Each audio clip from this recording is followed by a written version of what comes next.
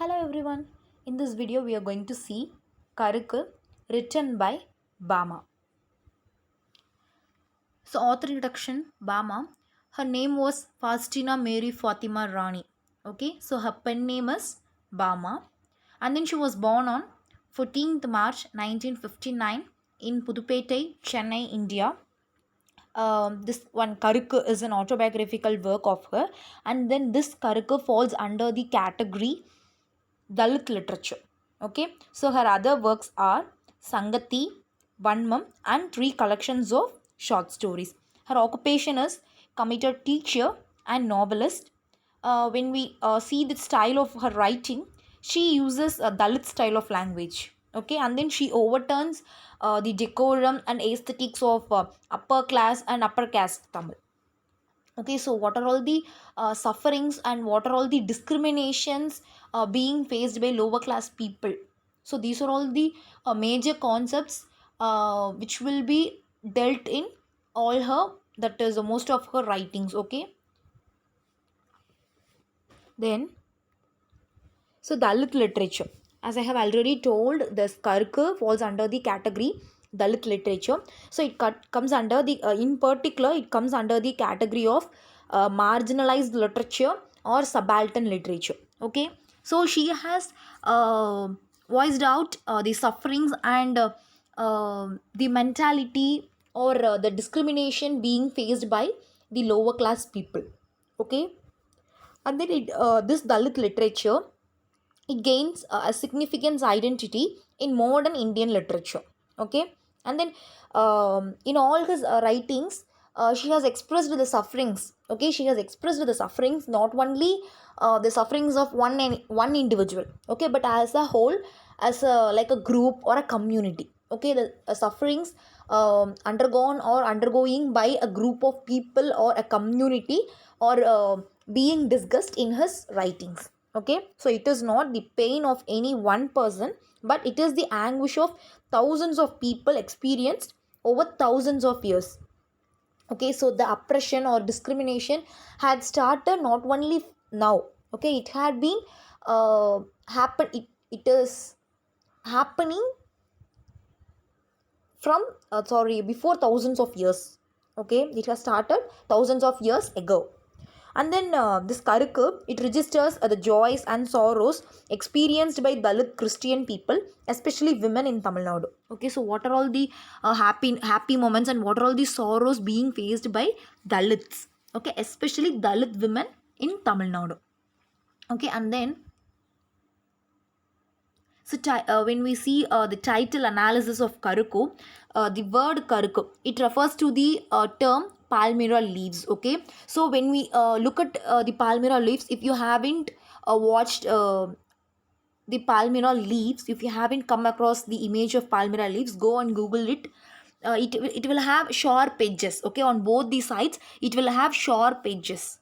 Okay, so if you place your finger on it and move it and move your hand sharply, definitely there might be a chance that your it might cut your finger.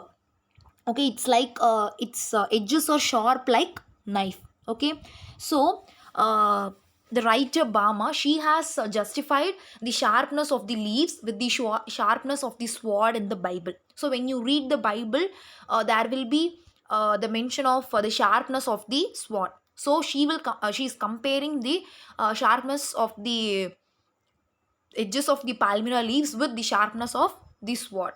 Okay, and then she has used pun. It is an embryo or seed and freshness and newness. Okay, some kind of refreshment or some kind of a new journey.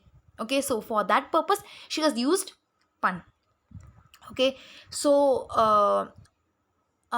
in addition to that, this palmyra leaves have sharp edges. So what it will do, so likewise Dalit women, they are being suppressed, and they are facing lot of they have been faced and they are facing. Okay, so they are facing lot of difficulties. So they are getting trained in that difficulties. Okay, once they are properly trained, they will be like sharp edges. Okay, so if anybody try to cut the sharp or if they try to touch the sharp edges, definitely what they will do, definitely only the persons, those who are trying to touch the sharp edges here refers to the women. Okay, so if they try to um, touch them, definitely only those persons will get hurt. Okay, so that is why she has titled the work as Karukku. Then when you see the summary, it's an elegy to the community Bama grew up in. Okay, she's a Dalit woman, and it is like an elegy to the community where she was grown.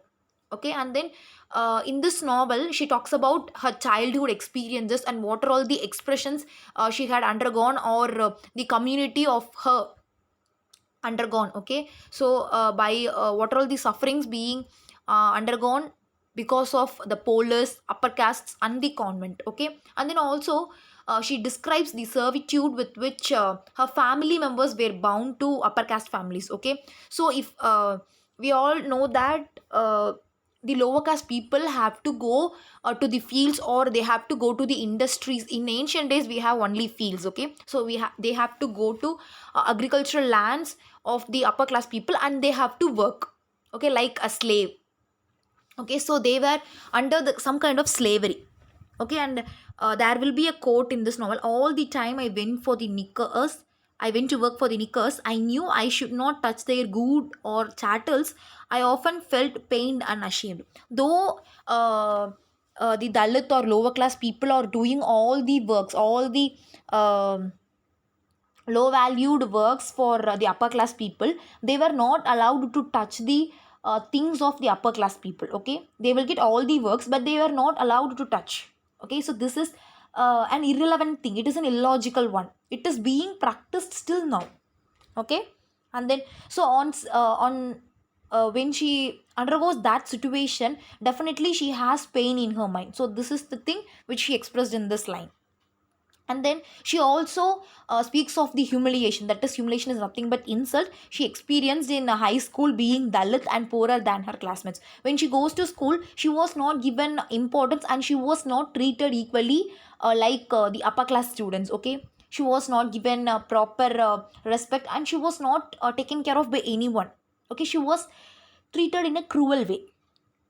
And then in this novel she describes a college party, college farewell, but she won't attend that party. The reason is she needs to buy a new sari in order to attend that function, but she couldn't offer a new sari. That is why she stayed and she hides herself in the bathroom till the farewell party is over.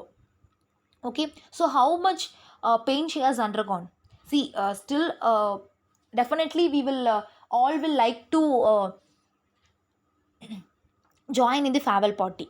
Okay, but even though she might have some interest in order to join the farewell party, but she couldn't join. The only reason is she couldn't offer a new sari. Okay, so think how a single penny is worth. And then she says Dalit women are exploited by three things. Okay, that is on account of their caste, class and gender. Okay, they are these three things, that is caste, class and gender, they are known as triple monsters. Okay, so by these three things women were exploited throughout their life, not only at one point, throughout their life they were oppressed. Okay, then in school days she was not given importance and she was not treated equally, and then in even in college days she was not given a proper respect, and uh, she couldn't live the life of she couldn't match up with the upper class students. Okay, then after that she leaves home and she joins the Christian convent as a teacher in her 20s. Okay, and then she recalls how she had been treated in her school days, and how she was treated differently from others as a Dalit woman. And whenever uh, she joined in a Christian convent, right? So in that convent we could find some Dalit students. Okay, whenever Dalit students undergo any situation, she stands for herself and also for other poor children. Okay, so she stands like a representative for the Dalit community. Okay, and then she finds the convent is not a sanctuary, and it is just as oppressive as the space outside, and it urged the children to practice her religion and daily life in particular manner. So she was not happy with the convent, okay, because in that convent too, she could find some kind of oppression based on caste and class. And also in that convent, she has experienced only loneliness. Not only in that convent, throughout her life till now, she had experienced only loneliness. So she describes everything about her loneliness, okay. Being a Dalit woman, she was not accepted by anyone, okay. Then, so finally, what she will do, she was not happy with the nursery, okay.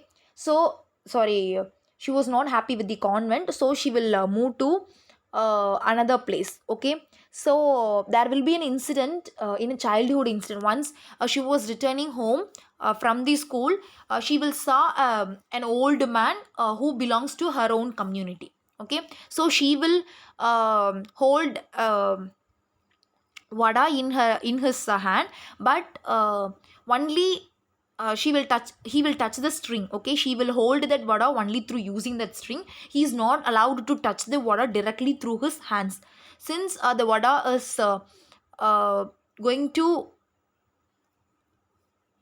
since this vada is being eaten by an upper caste people, he shouldn't touch, okay. So on seeing that incident, this incident created a great impact in her life, okay. So this was one of the incidents. And another incident is when she was studying school in her school days, there was a coconut tree which is a slanting one, okay. So everybody in that school, they use it to play once the school is over. So one time, there will be a person, sorry, there will be a boy who did a mistake.